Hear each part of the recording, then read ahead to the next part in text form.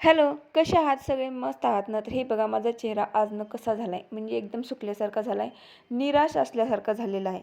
कारण ना मी गेले होते बाहेर. बाहेर म्हटल्यानंतर कुठे तर गेले होते असं थोडंसं फिरायला. तर चालला होता आता रस्त्याने आपला टाईमपास. रस्त्याने टाईमपास म्हणण्याऐवजी ना एकदम रस्ता असा सुटसुटीत होता, म्हणजे काहीच गर्दी नव्हती, वाहनं नव्हते. असा रस्ता ना फक्त आणि फक्त दुपारच्या टायमिंगला बघायला भेटेल आपल्याला. एकदम सुटसुटीत रस्ता, गाड्यांची गर्दी म्हणजे गाड्यांची गर्दी नाही, माणसांची गर्दी नाही, काही नाही.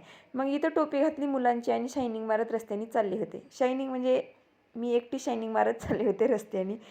तर मग काय, आज ना एकदम स्पेशल अशी मी रेसिपी केलेली होती, ती म्हणजे पावभाजी बनवलेली होती मी आज. नाश्त्यासाठी आणि जेवणासाठी दोन्हींसाठी पावभाजी माझी फेवरेट आहे. मग काय, घरी गेले, मस्त अशी गरमागरम पावभाजीचा आनंद घेतला.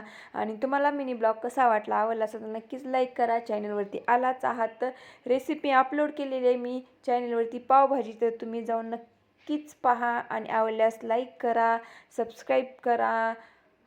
तर भेटूया अशाच अजून एका नवीन ब्लॉगमध्ये. Thank you for watching. बाय.